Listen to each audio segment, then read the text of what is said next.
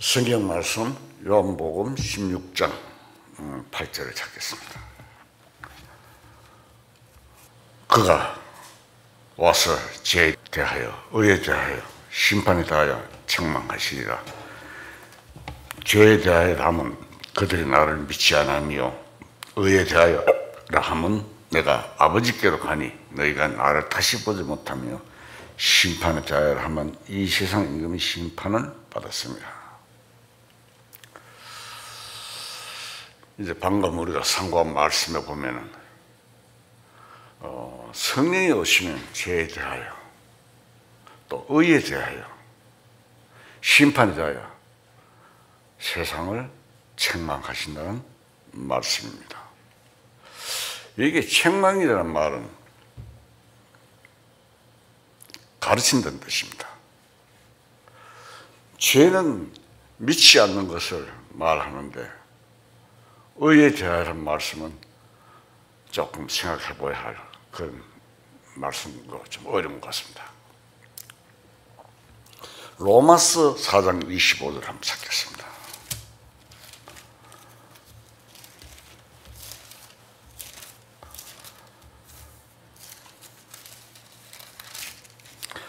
로마서 4장 25절 자겠습니다. 예수는 우리가 범죄한 것 때문에 내주임이 되고 또한 우리를 의롭다 하시기 위하여 사랑하셨느니라. 자, 여기 보면은 의롭다 하심을 위하여 사랑하신 것, 즉 예수님의 부활을 말합니다.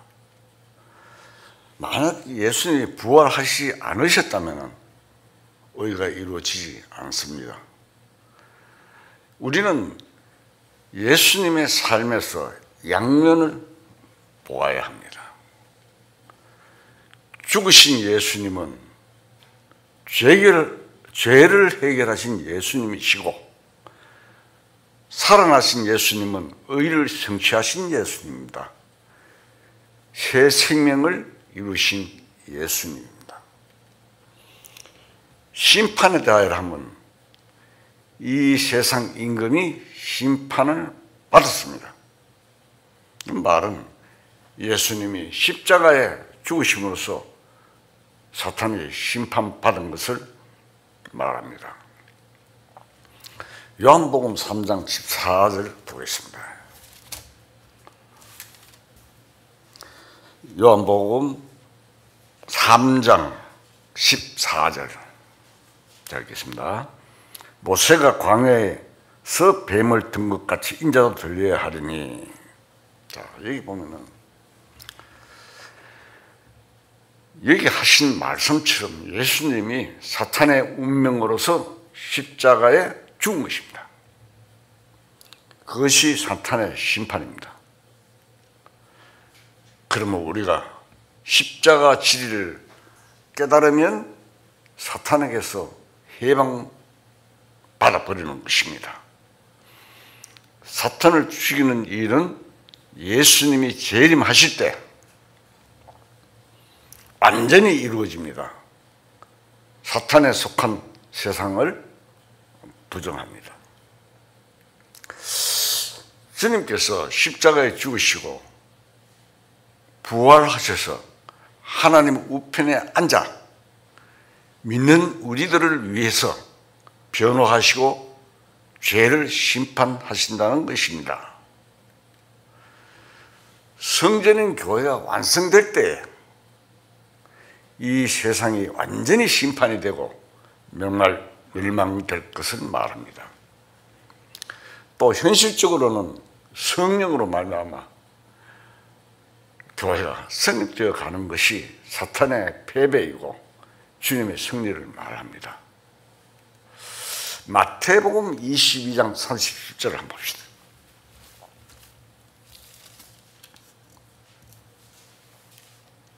마태복음 22장 37절 자 읽겠습니다. 예수께서 이르시되 내 마음을 다하고 목숨을 다하고 뜻을 다하여 주 너희 하나님을 사랑하라 하셨으니 내 이웃을 내 자신같이 사랑하라. 39절 보면 나오죠.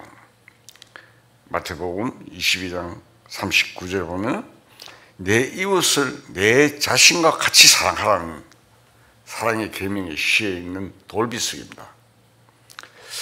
그리고 예수님은 인간에게 나타나셔서 살아계신 사랑의 말씀입니다. 사회 구원을 주장하는 모든 일의 배후에는 사탄이 사람을 압제하고 있는 것입니다. 그리스도인이 환난이나 핍박을 당하는 것도 사실은 그 배후에는 사탄의 악의 영이 있습니다. 주님께서 이러한 사탄의 압제에서 우리를 건져주십니다. 그것이 바로 구원이지 않습니까? 현재 세상에는 가난한 자는 돈이 없어서 가난한 자가 아니라 심령이 가난한 자를 구원하십니다. 재산이 없어도 마음이 부자인 사람들이 많습니다. 우리 주변에 보면 스스로 가난함을 취하면서 만족하고 사는 사람들 많습니다. 예를 들어 말하면 예술가나 문학가나 정치가나 사상가 중에 그런 사람들이 참 많습니다. 그러나 이것은 하나님 앞에 굉장한 교만입니다. 하나님은 인간이 하나님처럼 어렵게 보이고 정직하게 보이고 깨끗하게 때묻지 않은 것처럼 하는 것을 사실 제일 싫어하십니다. 이러한 사실들을 알아야 합니다. 그것은 바로 가인과 같은 사람입니다. 가인은 농사를 지어서 농작물을 하나님께 바쳤는데 그 농작물은 인간 육체 활동으로 생겨난 열매입니다. 인간의 정직성이라든가 또는 인간의 의나 노력, 종교나 도덕 따위를 앞세우는 것이 바로 가인의 농사지은 열매를 말합니다. 지금은 주님이 성령으로 교회 가운데 있습니다. 그 성령께 우리가 순종하면 주님의 이름을 증거하는 것입니다. 보통 사람들이 하나님이 어디 계시냐고 물으면 무소부재하신 하나님이라고 말합니다. 그러나 실제로 하나님은 어디 계십니까? 교회 안에 계십니다.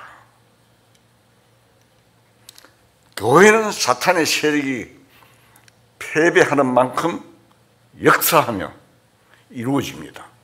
우리가 일곱 교회 보면 나오죠. 빌라델비아 같은 교회, 그런 교회 크게 역사하듯이 스마나 교회 하듯이 패배하는 만큼 역사하며 주님의 몸인 교회에 우리가 적극적으로 동참을 할 수 있어야 합니다. 원수는 우리 육신에 붙어 있습니다. 로마서 1부 자세하게 나오죠. 즉 육신은 사탄의 처소입니다. 이 육신이 연약한 육신을 공격해서 사탄은 우리를 신앙생활 하는데 어렵게 만들고 있습니다. 성경에 육신의 생각은 하나님과 원수가 된다 했습니다. 하나님을 기쁘시게 할 수 없다는 말씀이 많이 있습니다. 객관적으로 보면 물론 이 세상도 원수의 세상이지만 육신도 원수 노릇합니다. 로마서 8장을 한번 봅시다.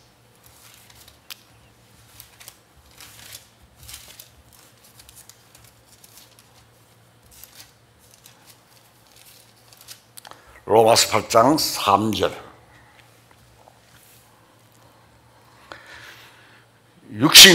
율법이 육신으로 말미암아 연약하여 할 수 없는 것을 하나님은 하시라니 곧 죄로 말미암아 자기 아들의 죄 있는 육신의 모양으로 보내어 육신의 죄를 정하사 육신을 따르지 않고 그 영을 따라 행하는 우리에게 율법의 요구가 이루어지게 하려 하심이니라. 육신을 따르는 자는 육신의 일을, 영을 따르는 자는 영의 일을 생각하느니 육신의 생각은 사망이요 영의 생각은 생명과 평안이니라.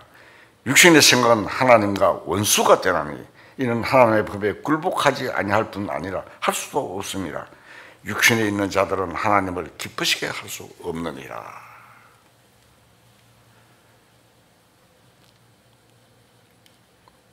누가복음 13장 34절 보겠습니다. 24절 보겠습니다.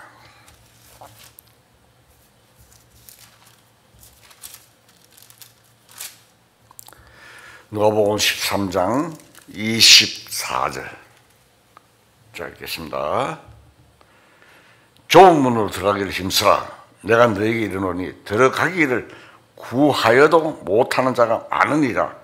집 주인이 일어나 문을 한 번 닫은 후에 너희가 밖에 서서 문을 두드리며 주여 열어주소 하면 그가 대답하여 이르되 나는 너희가 어디에서 온 자인지 알지 못하노라 하리니. 자, 이 말씀 속에 보면은 보통 사람들이 자기에게 맞는 말씀은 받아요. 자기에게 걸림이 되는 돈은 받지 않아요. 말씀은. 성경 말씀은 진리입니다. 이 진리의 말씀을 우리가 전부 다 상세하게 받고 알아야 합니다. 여기 보면 멸망으로 인도하는 문은 넓고 그리로 들어간 자가 많다고 했습니다. 성경에도. 그런 의미에서 우리는 사망의 문 앞에서 살고 있다고 할 수 있습니다. 문을 경계로 하여 문 안쪽은 생명의 세계이고 문 밖에는 사망의 세계입니다. 생명의 세계에서 볼 때는 사망의 문이고 사망의 세계에서 볼 때는 생명의 문이 되는 것입니다. 자, 로마서 8장 보겠습니다. 로마서 8장 12절.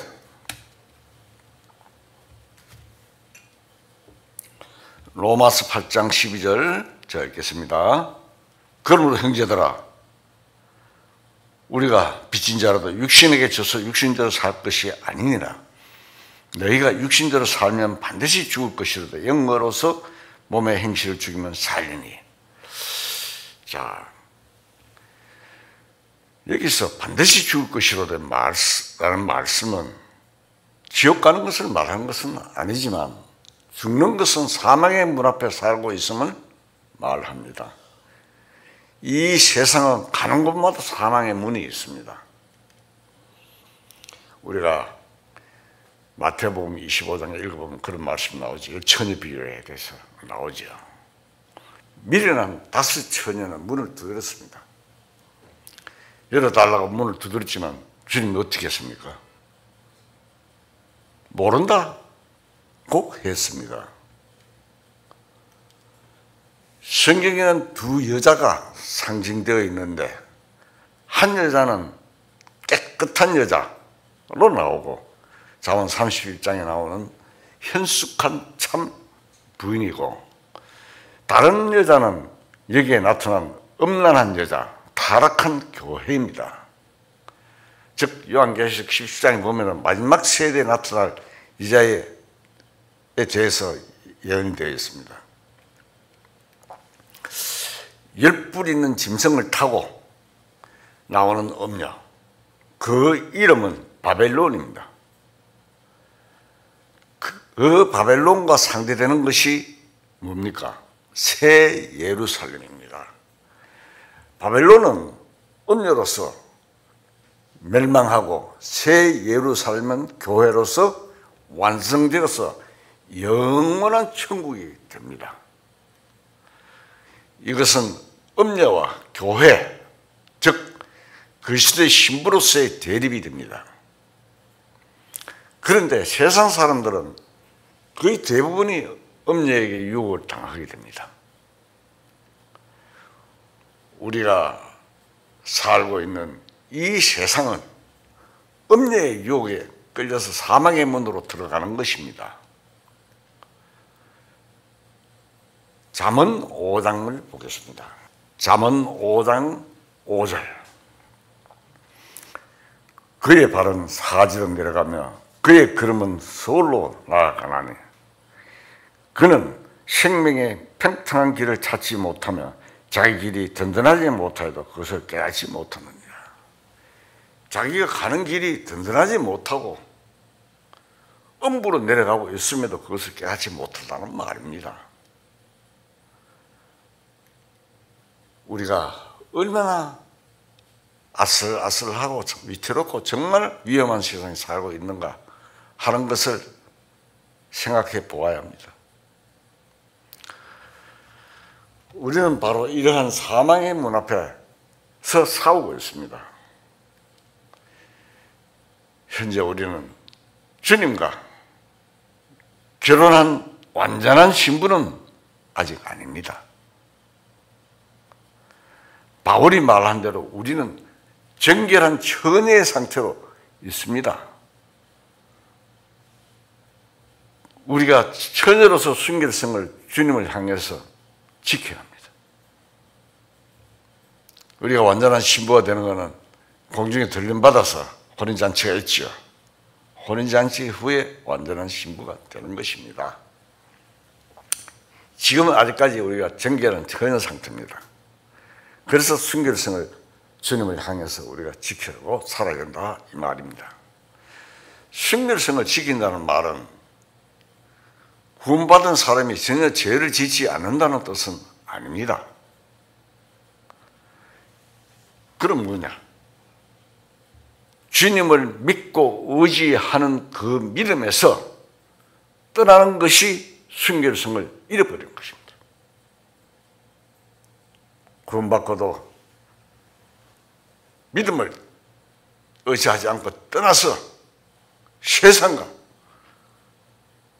연락하고 세상과 함께 살아가는 자체가 순결성을 잃어버린 것을 말하는 것입니다. 주님이 우리에게 바라는 것은 자기 힘으로 살지 않고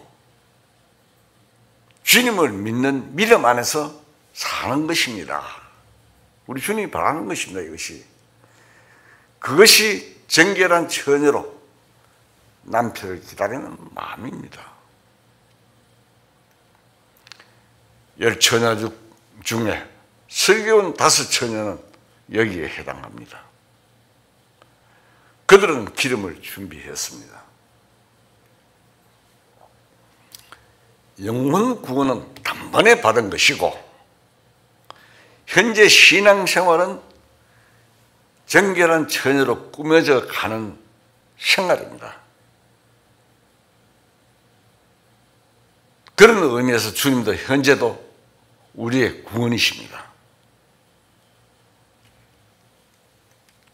우리가 살아가는 동안 주님의 구원을 계속 받으면서 살아가는 것입니다.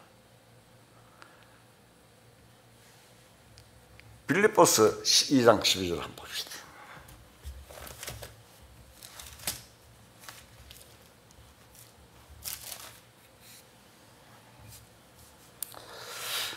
빌립보서 2장 12절. 그러므로 나의 사랑하는 자들아 너희가 나 있을 때뿐 아니라 더욱 지금 나 없을 때도 항상 복종하여 두렵고 떨림으로 너희 구원을 이루라. 두렵고 떨림으로 너희 구원을 이루라고 하셨는데 구원의 주체는 주님이시므로 내가 스스로 나를 구원할 수는 없습니다.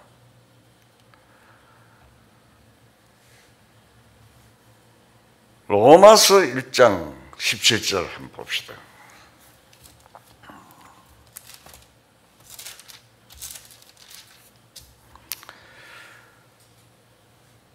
로마서 1장 10절 복음에는 하나님의 의가 나타나서 믿음으로 믿음의 일에게 하나니 기록된 바 의인은 믿음으로 말미암아 살리라 한 것 같으니라. 오직 의인은 믿음으로 말미암아 살리라. 말씀처럼 믿음 안에서 현재도 구원, 생활 구원을 받으면서, 즉 생활 구원을 받으면서 살아가는 삶이야말로 주님의 문에 들어가며 나오며 꼴을 얻는 삶을 말합니다.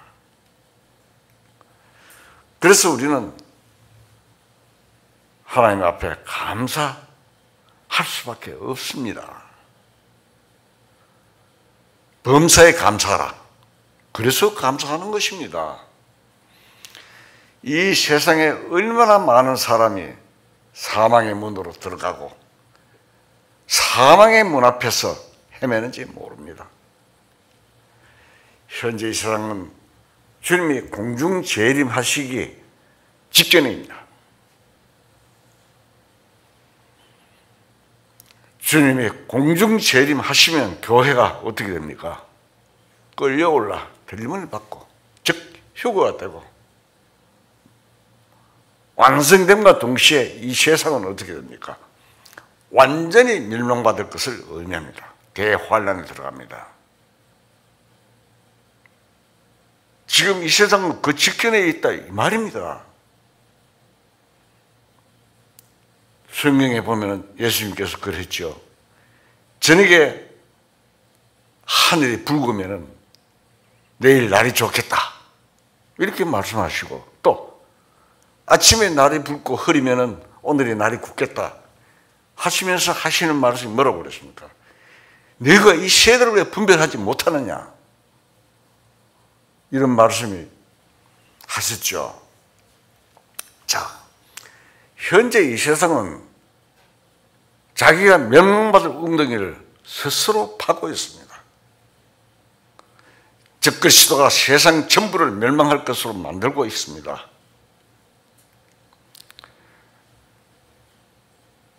자언에 보면은, 자언 1장에 보면은, 길어서 제가 나중에 찾아보십시오. 자언 1장에 보면 그런 말씀이 기록되어 있습니다. 새가 그물 치는 것을 보면 그 그물 치는 것이 헛것이라고 했습니다.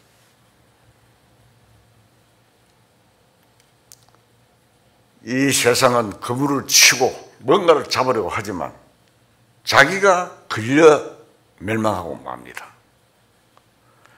이 세상은 바로 그물에 걸리기 직전에 있습니다. 현재 우리가 살고 있는 이 시대는 구원의 은혜 시대입니다. 이 은혜 시대 갖고 나면 끝입니다. 은혜 베풀 날입니다, 지금. 그러나 이 은혜의 구원의 일들이 한편으로는 복음은 한편이고 구원은 한편인 반면에 심판입니다. 한편은 구원이고 한편은 심판이다 이 말입니다. 이 복음이 무서운 겁니다.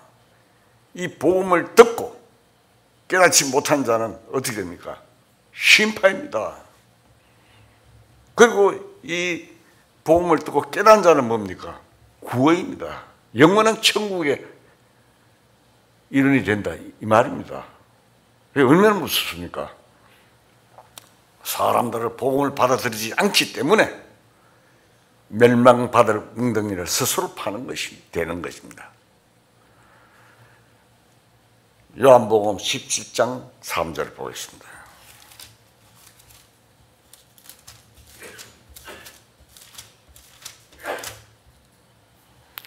요한복음 17장 3절. 자, 알겠습니다. 영생은 곧 유일하신 참 하나님과 그가 보내신 자 예수 그리스도를 아는 것입니다. 자, 여기 보면은 영생은 곧 유일하신 참 하나님과 그가 보내신 자 예수 그리스도를 아는 것이라고 기록하고 있습니다. 이 말씀은 이 엄청난 사실을 모르면서 스스로 심판을 자처합니다. 여기 아는 것이라는 것은 체험적이고 경험적으로 아는 것을 말합니다. 사탄도 하나님과 예수님을 압니다.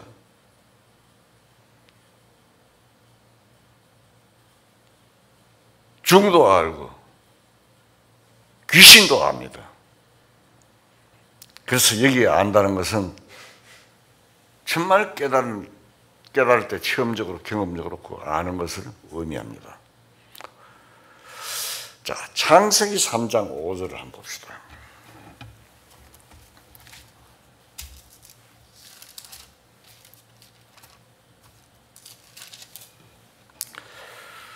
창세기 3장 5절. 자, 읽겠습니다. 너희가 그것을 먹는 날에는 너희 눈이 밝아져 하나님과 같이 되어 선악을 알 줄 하나님이 아심이니라. 자, 여기 보면은 뱀이 하와한테 와서 그랬습니다. 너희가 그것을 먹는 날에는 너희 눈이 밝아져 하나님과 같이 되어 선악을 알 줄 하나님이 아심이니라. 는 사탄의 유혹이 있었습니다. 그때 아담과 하와가 선악과를 다 먹은 이후로 세상에 사는 사람들은 전부 어떻게 됐습니까? 다 하나님같이 되려고 합니다. 악을 알게 하는 나무의 실과를 먹고 하나님같이 되려고 사는 것이 인생입니다. 보면 본래 천사였던 사탄은 하나님과 같이 되려고 하다가 떨어졌는데 그 사탄이 하나님과 같이 될 수 있다고 사람을 설득시킨 것입니다. 그래서 사람들은 돈을 많이 벌면 하나님같이 된 줄 알고 공부를 많이 하면 하나님같이 될 줄 알고 높이 출세하는 정치가가 되면 하나님같이 될 줄 압니다. 하나님같이 된다는 말은 무슨 말을 뜻합니까? 가장 높아진다는 말입니다.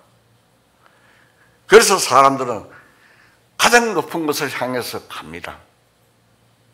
기쁨이든 만족이든 어떤 지배욕이든 명예욕이든 가장 최고래야 합니다. 뭘 하더라도 최고. 그 최고를 향해서 열심히 가고 있습니다. 그러나 아무리 해보아도 소용이 없습니다. 근본적으로 사탄에 속았기 때문입니다. 인생은 아무리 노력해도 하나님같이 될 수가 없습니다. 결론입니다. 될 수 없어요. 요한복음 10장 35절.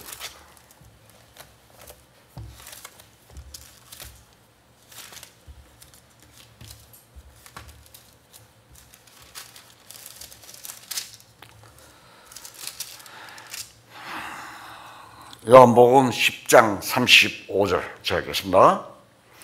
성경은 피하지 못하나니 하나님의 말씀을 받은 사람을 들을 신이라 하셨거든. 자, 성경은 절대 피하지 못한다고 되어 있습니다. 하나님의 말씀을 받은 사람이 신이라 하셨거든. 예수님께서 가르쳐 주신 말씀입니다. 여기 말씀처럼 하나님의 말씀을 받으면 어떻게 됩니까? 하나님의 자녀가 됩니다. 그리고 또 신부가 됩니다. 이렇게 간단한 것을 모르고 아담과 하와는 사탄의 말을 받았습니다. 하나님이 되려고. 하나님의 자녀가 되고 하나님의 신부가 되면 신입니다. 선악을 알게 하는 나무의 실과를 먹으면 하나님과 같이 된다는 말을 듣고 거기에 설득당하고 속은 것입니다. 그래서 오늘까지 사람들은 최선을 다하고 있습니다. 자기 노로 최선을 다합니다. 인류 역사는 그렇게 꾸며져 흘러왔지만 결국 인간은 다 어디 갑니까? 멸망으로, 지옥으로 갑니다. 설마 사실입니다. 성경은 한 말씀도 피하지 못합니다.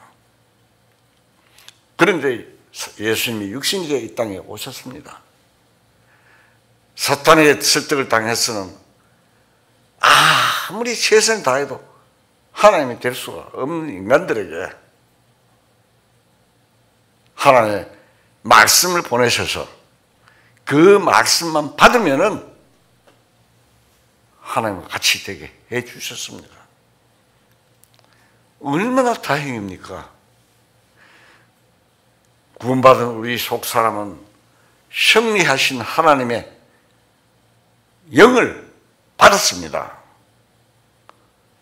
하나님의 영이 신입니다.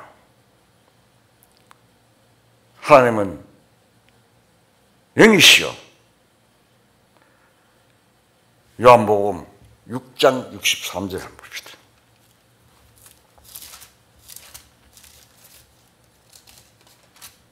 살리는 것은 영이니 육은 무익하니라. 내가 너희에게 이런 말은 영이요 생명이라. 자, 내가 너희에게 이런 말은 영이요 생명. 받아들이면 됩니다. 세상 철학과 정치와 종교 등은 그 목적이 하나님과 같이 되는 데 있지만 그렇게 될 수 없습니다. 사탄의 속아 멸망당하는 그것이 최후의 심판입니다. 온 세계가 힘을 합쳐도 심판을 피하는 것은 불가능합니다. 그러나 참으로 하나님의 말씀을 받고 구원을 받으면 온 세계가 힘을 합쳐도 못하는 일을 말씀 한마디로 이룰 수가 있습니다. 계시록 19장 13절을 보겠습니다.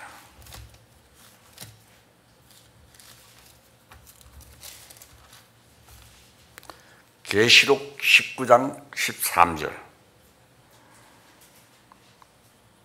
자, 읽겠습니다. 또 그가 피 뿌린 옷을 입었는데 그 이름은 하나님의 말씀이라 칭하더라. 그가 피 뿌린 옷을 입었는데 그 이름은 하나님의 말씀이라 칭하더라. 이 말씀은 예수님의 재림을 나타냅니다. 피 뿌린 옷을 입은 그분의 이름은 하나님의 말씀입니다. 그러나 피 오시는데 그 이름은 하나님의 말씀이라.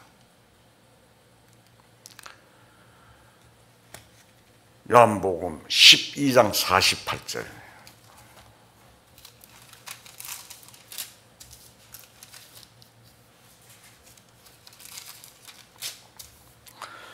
요한복음 12장 48절. 자, 읽겠습니다. 나를 저버리고 내 말을 받지 아니하는 자는 심판을 할 리가 있으니 곧 내가 한 그 말이 마지막에 그를 심판하리라. 내가 나 자유로 말한 것이 아니요 나를 보내신 아버지께서 내가 말할 것과 이럴 것을 친히 명령하여 주셨으니 나는 그의 명령이 영생인 줄 아노라. 그러므로 내가 이러는 것은 내 아버지께서 내게 말씀하신 그대로니라 하시니라.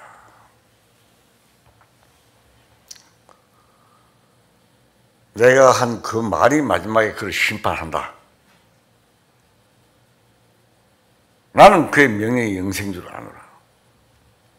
그 말씀 받은 자는 영생을 얻은 자고 말씀을 받지 않는 자는 지옥입니다. 그래서 복음은 양날입니다. 구원과 심판을 말하는 것입니다. 하나님의 말씀이 예수님입니다. 요한복음 1장에 보면 그런 말씀 나오죠. 말씀이 육신이에요. 하나님의 말씀이 예수님입니다. 이 성경 말씀이 예수님 자체입니다.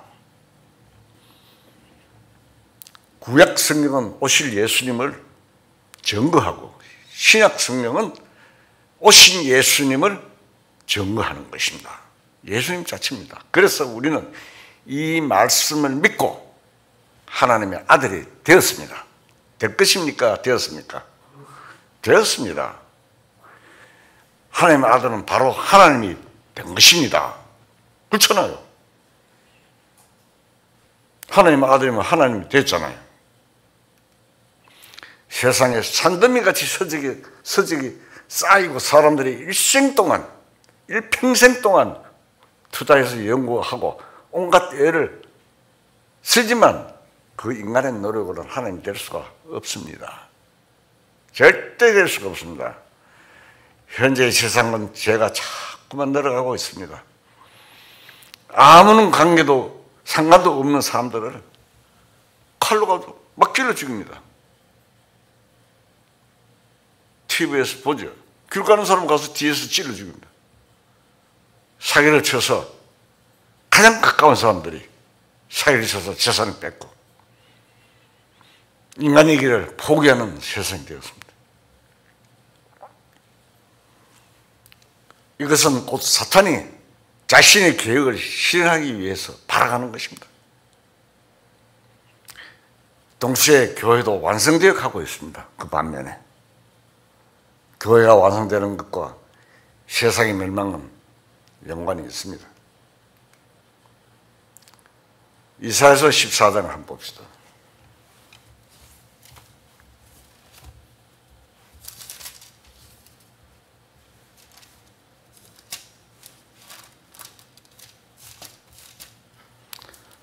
이사야서 14장 12절. 잘 읽겠습니다. 너 아침의 아들 계명성이여 어찌 그리 하늘에서 떨어졌으며 너 열국을 엎은 자여 어찌 그리 그리 땅에 지켰는고 내가 나의 마음에 이르기를 내가 하늘에 올라 하나님의 묵별 위에 내 자리를 높이리라. 내가 북극 지폐 산 위에 앉으리라. 가장 높은 구름에 올라가 지극히 높은 이와 같아지리라 하는도다.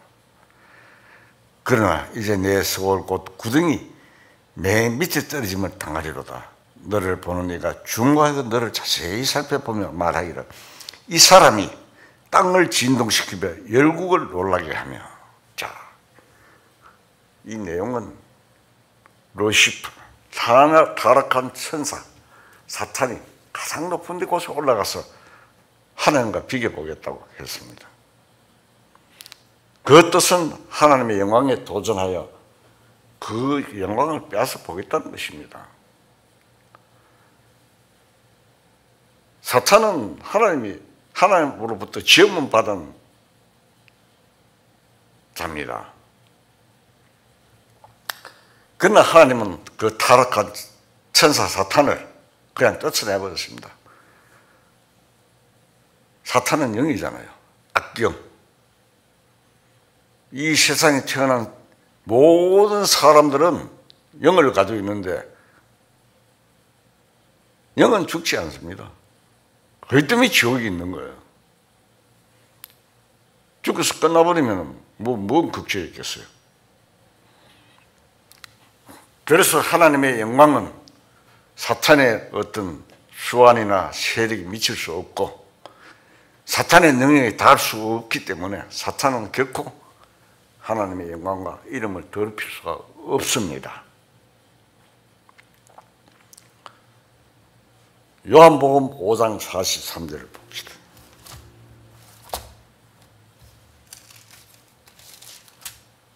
요한복음 5장 43절.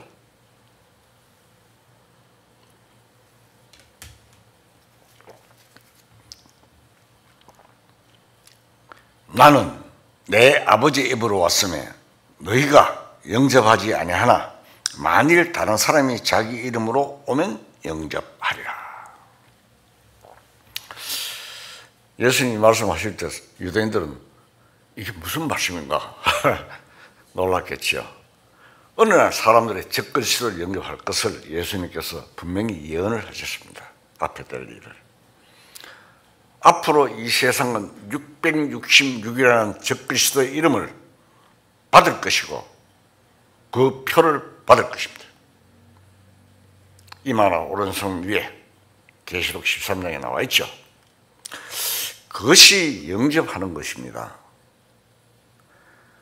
적그리스도를 영접하는 것이라 이 말입니다. 그러나 구원받은 사람은 주님의 이름이 마음에 성령으로 인쳐졌기 때문에 주님의 이름이 있는 사람입니다.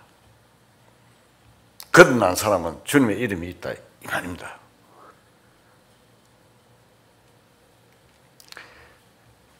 요한복음 14장 26절 봅시다.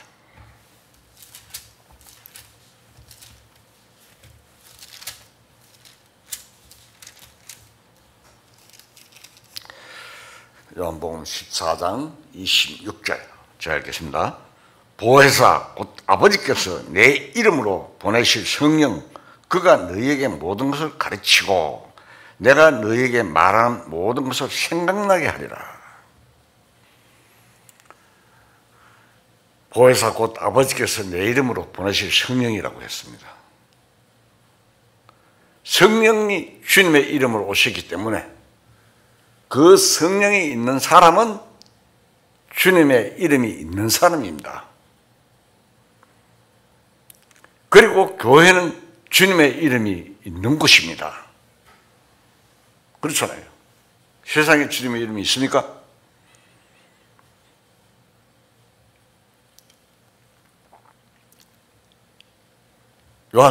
사도행전 4장 12절 봅시다.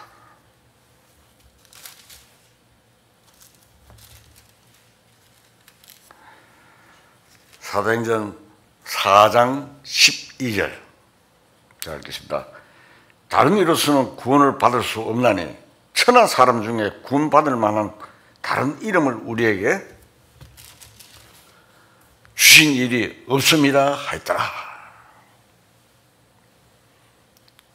우리에게 다른 이름으로 구원받을 수 있는 이름을 주신 적이 없습니다. 오순절에 성령이 오셨을 때 그날부터 교회가 세워졌는데 오순절 마가다락방에 120명의 사람들이 모였을 때 16개국으로 방문을 시작하고 성령이 오셔서 난리 났죠. 자, 오순절에 성령이 오실 때 그날부터 교회가 시작된 겁니다. 오순절 절기에 맞춰서 오셨어요. 또. 교회는 바로 주님의 이름이 있는 곳입니다. 마태복음 21장 12절 보겠습니다.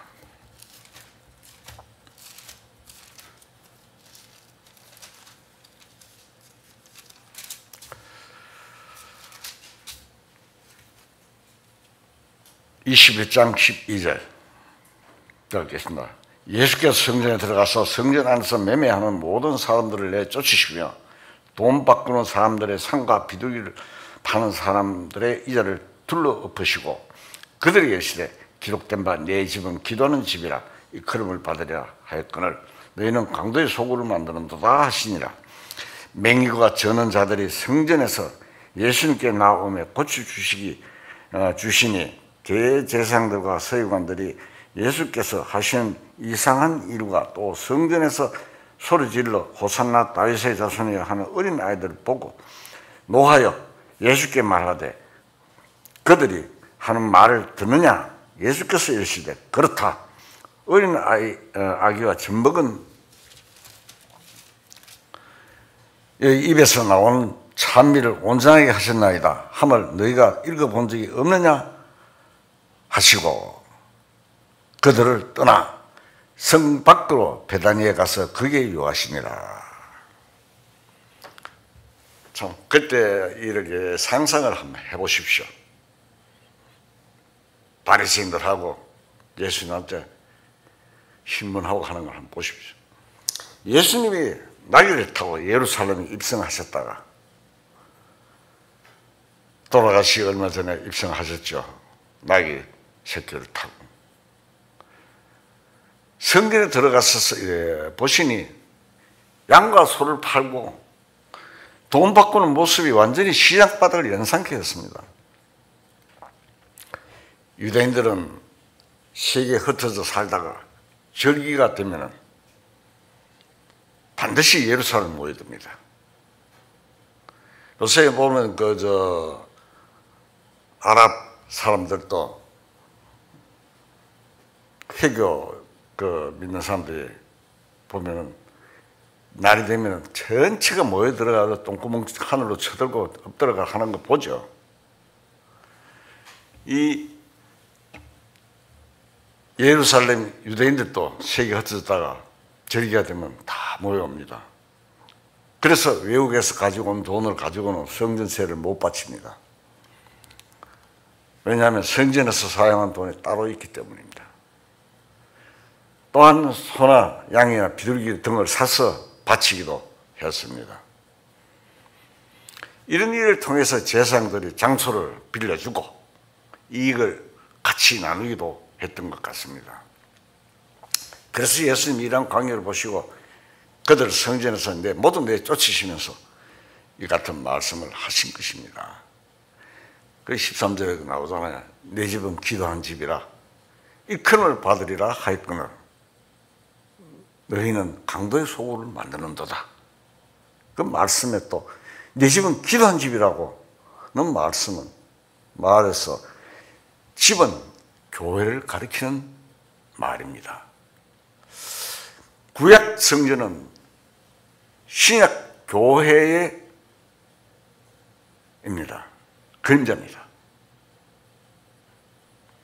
교회는 주님의 이름을 두시는 곳이며 성전에도 하나님 지성소에 법궤하고 법궤 안에 율법하고 다 있었죠. 구약 성전은 신약의 교회를 말하는 것입니다.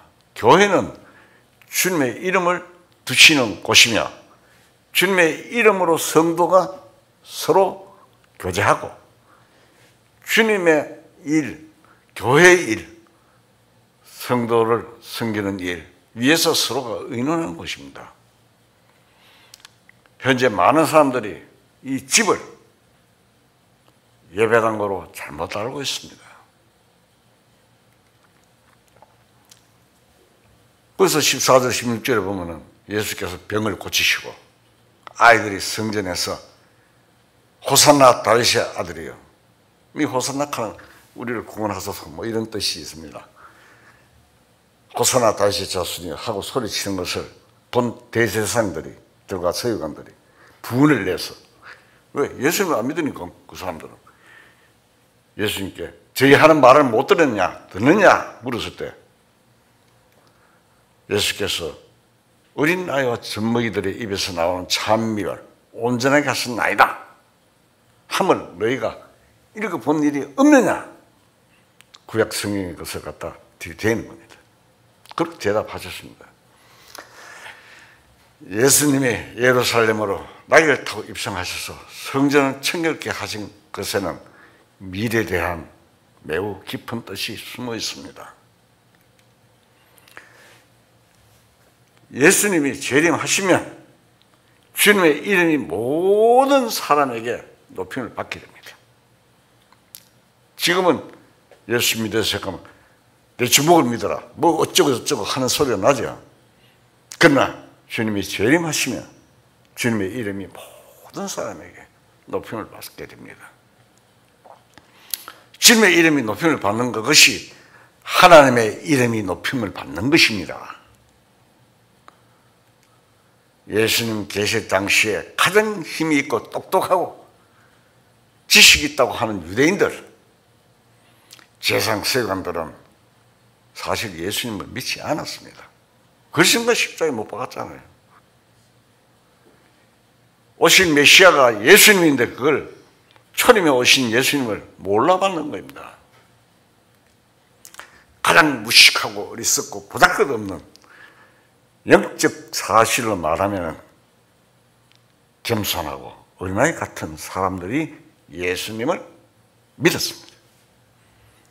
힘없고 겸손한 사람들이 주님을 믿고 주님의 이름을 힘입어 살았습니다.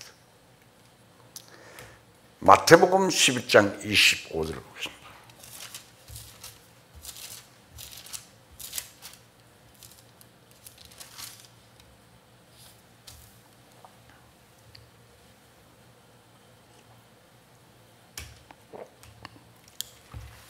마태복음 11장 25절. 자, 읽겠습니다. 그때 예수께서 대답하여 이르시되 천지의 주제신 아버지여, 이것을 지혜롭고 슬기는 자들에게 숨기시고 어린 아이들에게 나타내심을 감사하나이다. 옳소이다. 이렇게 된 것이 아버지의 뜻이니이다.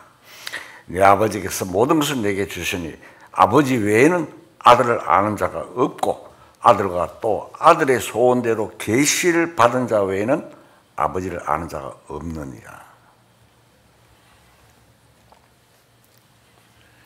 예수님의 권능을 많이 행하시고 베푼 지역이 예수님을 배척하자 예수님께서 이런 말씀을 하십니다. 여기에서 이 시대에 죄인 취급을 받던 세리들, 가장 힘없고 무식하지만 예수님을 받은 사람들을 총칭해서 어린 아이라고 표현하고 있습니다. 오늘날도 역시 마음이 단순하고 겸손한 사람들은 이 복음을 받아들여 구원을 받지만, 마음이 교만한 사람은 이 복음을 거부하고 구원을 받아들이지 않습니다. 어린아이와 같은 마음을 가진 사람들은 복음을 깨닫고 주님의 이름을 동시에 통해서, 주님의 이름을 통해서 사탄을 이기는 것입니다. 주님의 이름으로 구원을 받고 주님의 이름으로 우리가 무엇이든지 간구하면 들으신다고 하셨습니다. 예수님의 피로 제산 받은 것도 주님의 이름으로 받은 것입니다. 우리가 얼핏 현실을 보면 주님의 이름이 사탄으로 말미암아 공격을 받고 더러워져서 하나님의 영광이 없어진 것처럼 느껴집니다. 그러나 사탄이 건드릴 수 없는 아주 높은 곳에 하나님의 이름이 계시고 하나님의 영광이기 때문에 사탄은 접근할 수가 없습니다. 주님이 하나님의 이름으로 오셔서 사탄을 멸망시키고 영광을 완성시켜야 됩니다. 하나님의 영광이 다시 나타나고 그 이름이 높여질 것입니다. 천지 만물의 창조가 천지 만물의 창조가 사람이 없으면 아무런 의미가 없습니다. 천지 만물을 지으신 하나님의 근본적인 계획이 무엇입니까? 하나님의 사랑의 짝인 신부를 이루려는 것입니다. 계시록 21장 9절 보겠습니다.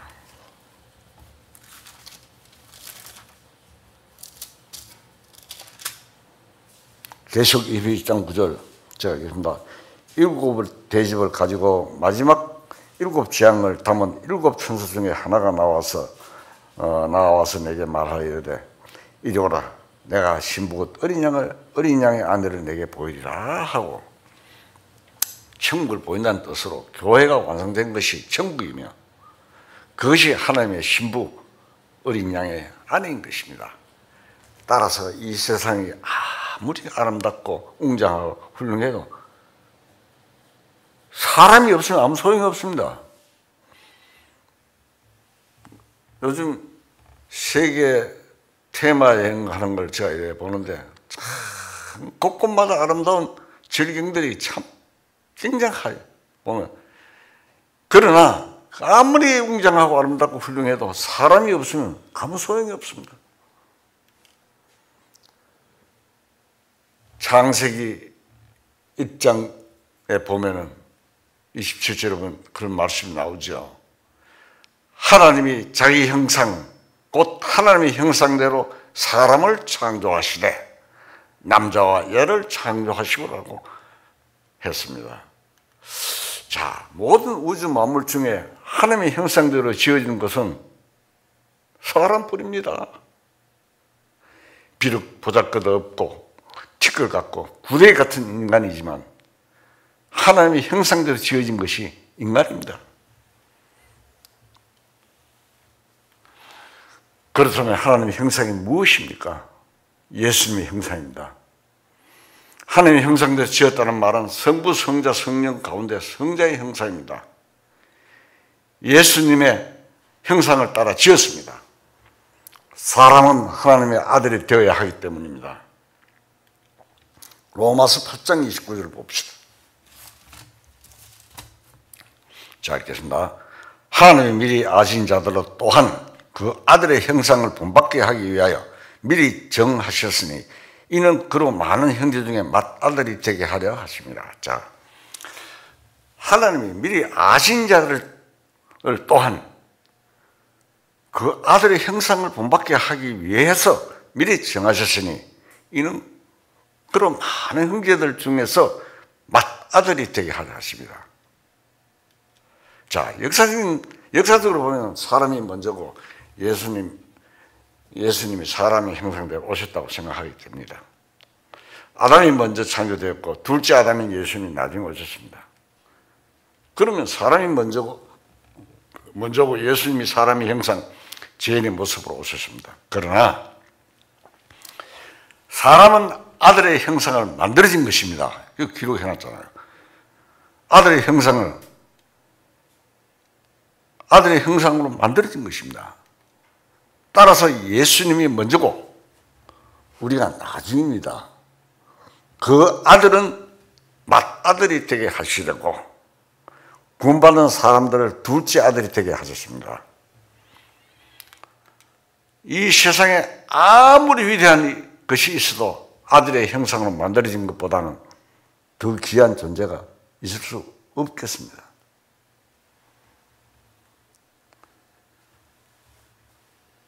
더 귀한 존재가 있을 수 있겠습니까?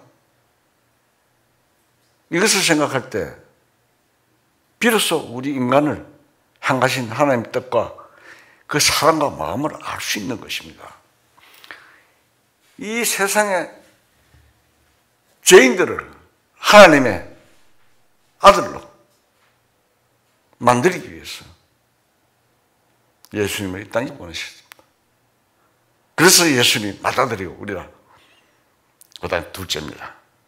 그래서 예수님이 이 세상에는 육신적으로 늦게 오셨지만은 실질적으로는 먼저 계신 분이다 이 말입니다.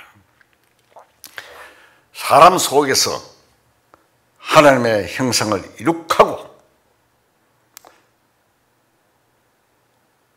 그들이 합쳐 주님의 안에 주님의 사랑의 짝이 되어 영원한 세계를 이루는데 하나님의 목적이 있습니다. 그냥 아무나 때나 이 세상을 지어가지고 사람들을 만들어가 역사를 이끌어 가시는 게 아니다 이 말입니다. 하나님의 형상을 이룩하고 그들을 합쳐가지고 주님의 안에 주님의 사랑의 짝이 되어 영원한 세계, 하나님과의 아픈 것도 없고 괴로운 것도 없고 영원한 하나님의 세계. 그때는 태양도 달도 필요 없습니다. 하나님 자체가 빛이잖아요. 거기에 하나님 목적이 있다 이 말입니다. 그냥 살다 그냥 죽고 그런 게 아닙니다. 마태복음 10장에 보면은 10장 30절에 보면은 하나님은 우리의 머리털도 다 세신 바가 되어 있습니다. 머리털도 다 세신다고 되어 있어요. 자, 자연의 법칙에 의해 이 세상이 창조되어 운행되는 것을 하나님이 기억하시는데 진리로 말미암아 구원된 우리 영혼의 상태, 우리 개인의 문제를 하나님이 기억하지 아니하시겠습니까? 진리에 의해서 우리들이 하나님의 아들이 되었는데 당신의 아들 된 사람들을 기억 못 하신다든지 권고하지 않으신다든지 할 수 없다는 말입니다. 우리를 눈독자같이 지켜주시죠. 물론 하나님께서는 인간에게 자유의지를 주시기 때문에 그 자유의지에 의해서 자발적으로 진리를 깨닫고 진리 안에서 살기를 원하시는 그것은 사실입니다. 그것이 인간의 가장 기본적인 자유입니다. 그렇지만 하나님은 인간을 생각하시며 근고하시며 하나하나의 생명을 머리털까지도 알고 계신다는 의미입니다. 그렇기 때문에 하나님의 이름이 있는 민족, 하나님의 이름이 붙어있는 사람들을 하나님의 백성이고 참으로 놀라운 사실일 것입니다. 히브리서 1장 10절을 보겠습니다.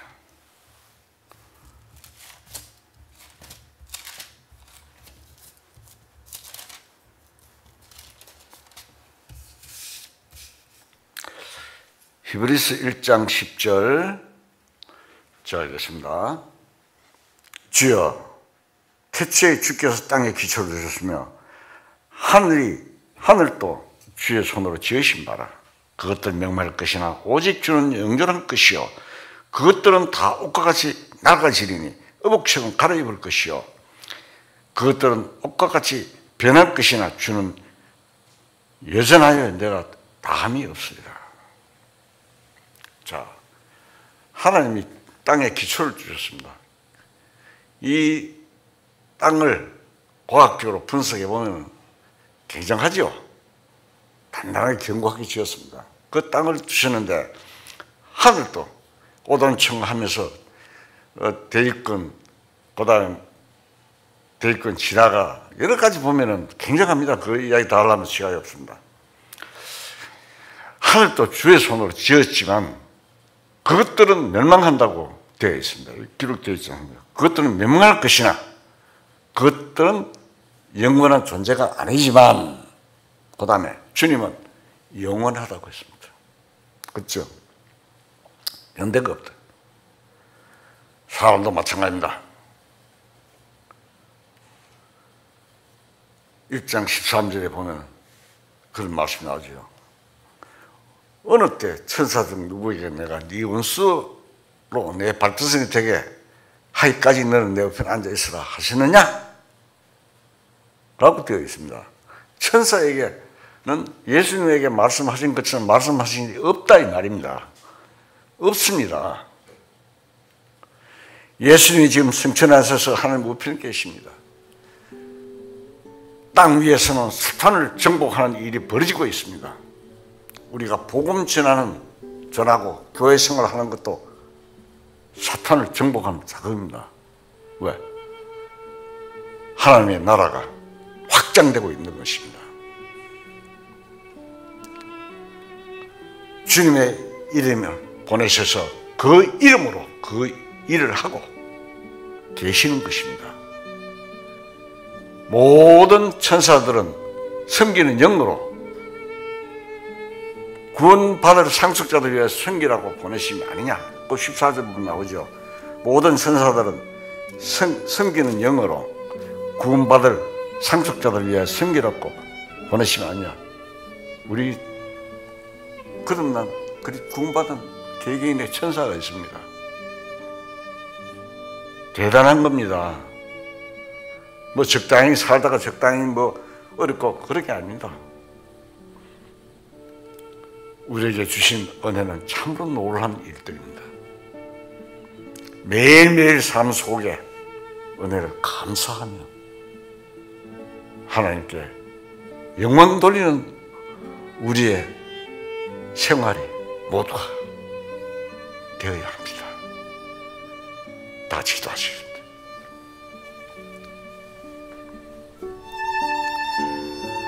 청량할 수 없는 하나님, 사랑과 뜻을 조금이라도 깨달을 수 있게 도와주시기 원해 감사합니다. 거룩한 말씀을 듣고 잊어버린 자가 되지 말고 마음속에 간직하여 신앙생활의 길잡이가 되어 달려갈 길을 완주할 수 있게 도와주시옵소서. 항상 하나님이 기뻐하시는 것이 무엇인지 생각하며 이 약한 세상에 그것을 본받지 말고 소망 가운데 살아가는 그리스도인답게 살아갈 수 있도록 이끌어 주시옵소서. 모든 말씀 우리 주 예수 그리스도 이름으로 감사하며 기도드리옵나이다. 아멘.